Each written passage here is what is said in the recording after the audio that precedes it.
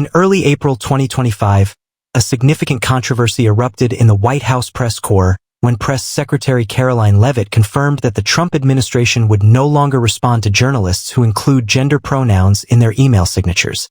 This policy, aligning with President Trump's executive order recognizing only two genders based on birth-assigned biology, has sparked intense debate over press freedom and LGBTQ+ rights.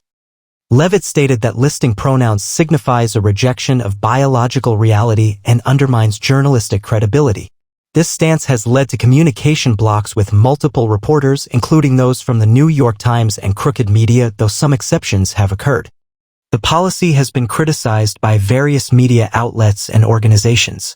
The Associated Press filed a First Amendment lawsuit against White House officials after being excluded from events for not adhering to the executive order on language. A Trump-appointed judge ruled in the AP's favor, though the White House plans to appeal. This move reflects a wider ideological stance from the current administration and contributes to growing tensions regarding gender identity and rights both in federal and state government. The White House press briefing room has always been a battleground of narratives, perspectives, and political posturing. But under President Donald Trump's second term, the battleground has taken on a new dimension, one where even pronouns have become polarizing symbols. When Karoline Leavitt took to the podium and announced that she and her team would no longer acknowledge or respond to reporters who included gender pronouns in their email bios, the room stiffened, not from surprise, but from the weight of confirmation. This wasn't an off-the-cuff remark. It was a codified communication policy coming from the highest office in the land, aimed at defining journalistic credibility not by skill, ethics, or reach, but by the presence or absence of three small words. He/him, she/her, they/them. We are restoring clarity and common sense, Leavitt declared in a press briefing that quickly went viral.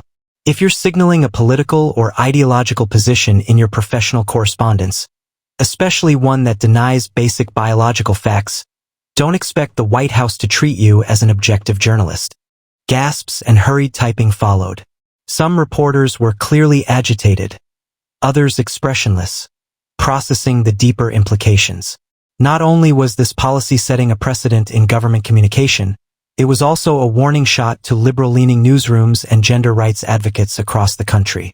Among the first to be impacted were journalists from Crooked Media and the New York Times, both of whom had included their pronouns in their email bios for years, as a sign of inclusivity and solidarity with the LGBTQ+ community. They stopped replying to my questions overnight, said Jordan Minter, a White House correspondent for Crooked Media. I had covered 2 administrations without issue. Suddenly, a pronoun is grounds for being blacklisted. Minter and others took their frustrations public, prompting a flurry of statements from journalism unions and media rights watchdogs. The Society of Professional Journalists, SPJ, issued a pointed statement. Journalists should not be punished for embracing inclusive practices. This policy does not just chill speech, it freezes it. But inside the administration, the move was being celebrated as a cultural course correction. Right-wing pundits hailed Leavitt as a truth-teller and warrior against wokeism. Popular conservative podcasts dubbed her the anti-PC press secretary. On social media, hashtags like #PronounPurge and #BiologyMatters trended for days, as Trump's base expressed their approval. In a leaked internal memo from the communications team, White House staffers were reportedly advised to prioritize responses to credentialed reporters who respect biological science and refrain from ideological signaling. The memo was widely interpreted as a green light to ignore mainstream media outlets seen as sympathetic to progressive causes. But it wasn't just media outlets that were concerned. Legal scholars began weighing in. This is the government drawing a line between acceptable and unacceptable speech in the press, said Professor Dana Lewis, a constitutional law expert from Georgetown University. It's a troubling step toward ideological filtering. Today it's pronouns. Tomorrow, who knows?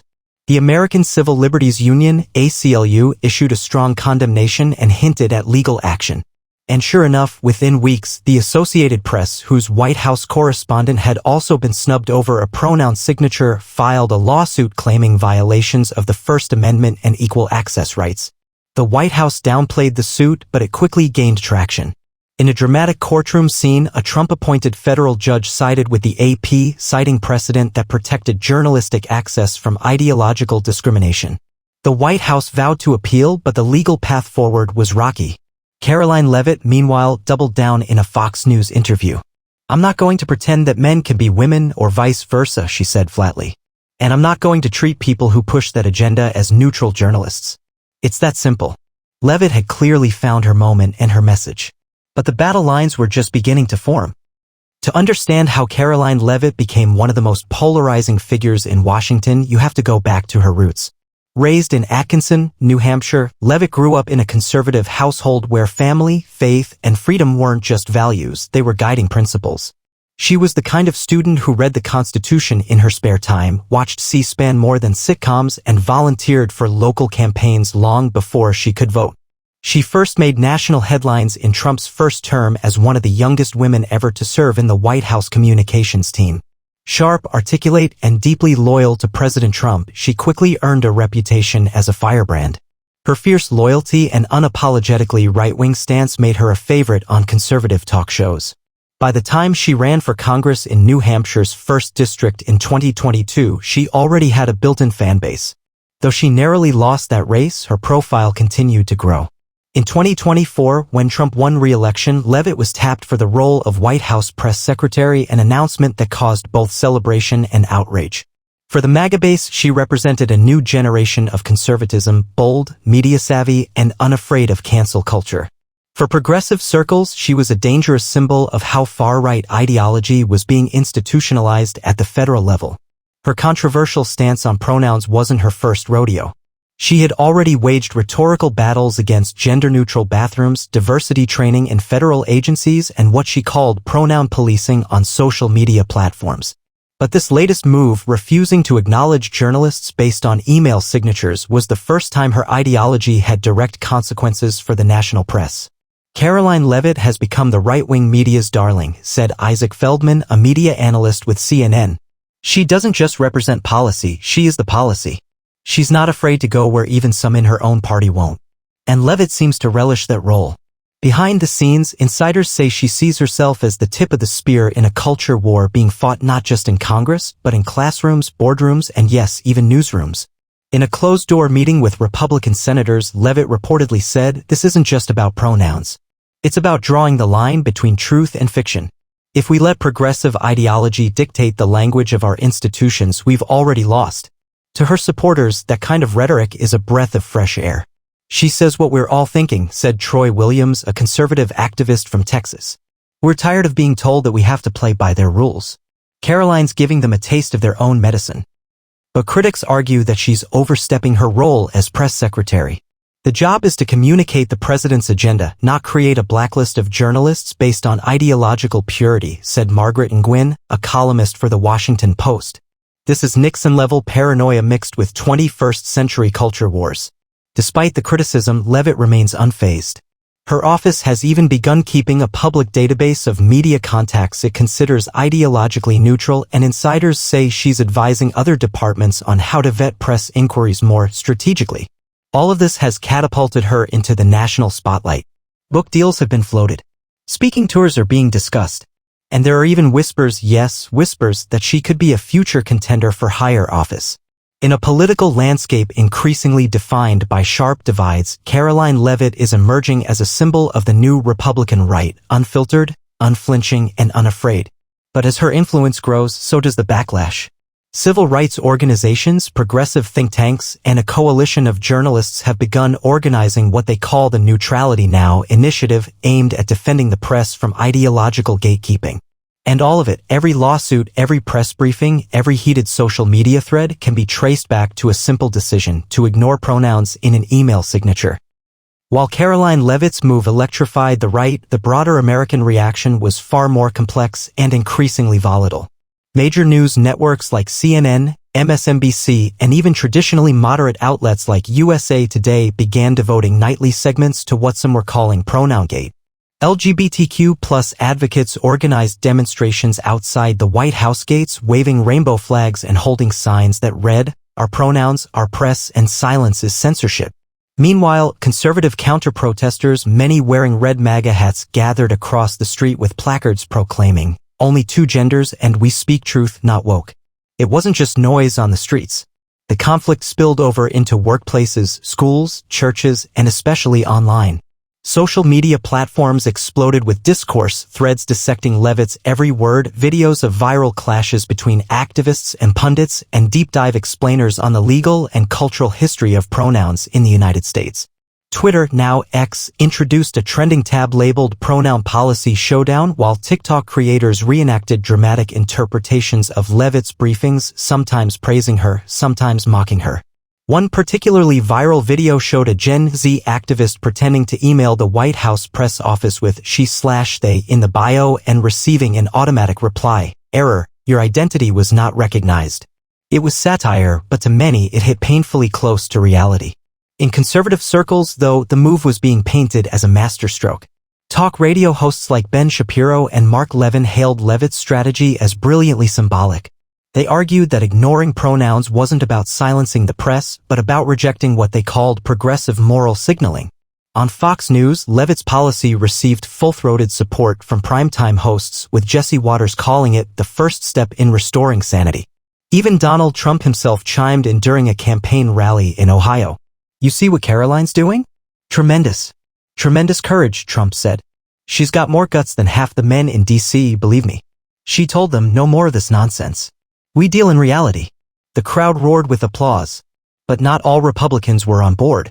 Some moderates, particularly those with suburban or swing state constituencies, warned that the policy was a dangerous overreach. Senator Susan Collins of Maine issued a measured statement, "While I respect the right to uphold standards in communication, we must never cross the line into government suppression of press access based on personal expression." Legal experts also weighed in heavily. The ACLU's legal director, Chad Griffin, filed a formal brief with the D.C. Circuit Court of Appeals outlining how the pronoun policy violated both the First and Fifth Amendments. "This is viewpoint discrimination, plain and simple," Griffin said during a televised press conference.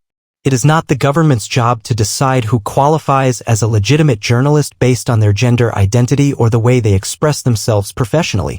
Public opinion polls reflected the division. A Pew Research Center survey found that 41% of Americans supported Leavitt's stance, while 48% opposed it and 11% remained undecided. Notably, the age gap was stark. Gen Z and millennials overwhelmingly disapproved of the policy, while boomers and Gen Zers leaned slightly in favor. At universities across the country, the policy became a hot-button issue in political science and journalism classes. Some professors used it to illustrate First Amendment conflicts, while others launched open letters demanding the Biden-appointed Supreme Court justices take a stand. Meanwhile, inside the White House, Karoline Leavitt remained unwavering. When asked by a BBC reporter whether the administration would reconsider the policy in light of growing lawsuits and backlash, Leavitt smirked. "We don't govern by trending hashtags," she said. "We govern by principle." That single quote was turned into a t-shirt, a meme, a headline, and for some, a rallying cry. For others, it was a warning of just how deep the ideological fault lines in America had become. With tensions climbing and lawsuits heading toward the Supreme Court, the question looming over Washington wasn't just about pronouns anymore. The nation held its breath as the case Feldman versus United States was fast-tracked to the Supreme Court. Filed by a coalition of journalists and free speech advocates, the suit charged that Karoline Leavitt's pronoun-based press access policy amounted to state-sponsored censorship and violated constitutional protections for both freedom of the press and equal treatment under the law. The court, now with a solid 6-3 conservative majority, had been hesitant to wade into culture wars of the sort, but the magnitude of the case made it impossible to ignore. The central question wasn't just about whether the government could deny press access based on an email signature, it was about whether identity expression, particularly in professional settings, constituted protected speech. As the 9 justices filed into the courtroom on a brisk Monday morning, demonstrators lined the steps outside the building in droves. American flags, pride flags, MAGA flags, and signs like "Pronouns aren't politics" clashed in a cacophony of color and passion. It felt like the soul of the First Amendment was on trial. Inside, the government's argument was direct. Press Secretary Leavitt's policy was not an act of discrimination but one of administrative clarity. This is not about gender. It's about professional norms and ideological neutrality, the Solicitor General argued. The White House has every right to determine which correspondents are granted direct access based on consistency and objectivity. But the plaintiff's lead counsel, Marissa Kahn, delivered a powerful rebuttal. We are not here today to debate pronouns. We are here to determine whether the government may punish individuals for how they identify, she said. A refusal to answer journalists based on their pronoun usage is nothing less than discrimination cloaked in administrative discretion. It's ideological litmus testing, and it is incompatible with a free press. As the arguments concluded, Americans tuned in by the millions. Cable news ran countdowns to the verdict. YouTube commentators and podcasters left, right, and center spun hours of commentary. Leavitt herself, ever the media tactician, gave an exclusive interview to Tucker Carlson just before the ruling. I'm not afraid of their lawsuits. I'm afraid of what happens if we surrender to them, she said. This is about restoring integrity. If I lose my job for standing on principle, so be it. When the ruling came, it split the country once more 5-4 in favor of the plaintiffs. In the majority opinion, Chief Justice John Roberts wrote, "While the government may regulate access to official communications for the purposes of security or scheduling, it may not do so in a way that penalizes individuals for expressing their identity. The First Amendment demands neutrality. The policy as implemented by the White House press secretary falls short of that standard."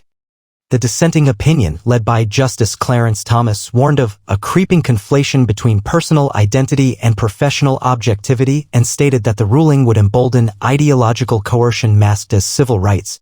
Following the decision, the Biden-aligned justices, Democratic lawmakers, and progressive activists celebrated.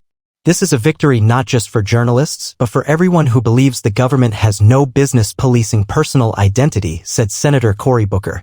But not everyone was cheering. Leavitt, in a defiant press briefing, announced her resignation. "I will not serve in an administration that refuses to draw the line between truth and narrative. I will not apologize for standing up for millions of Americans who feel their voices are drowned out by identity politics," she said. "I leave this office proud of what we've done and ready for the next battle."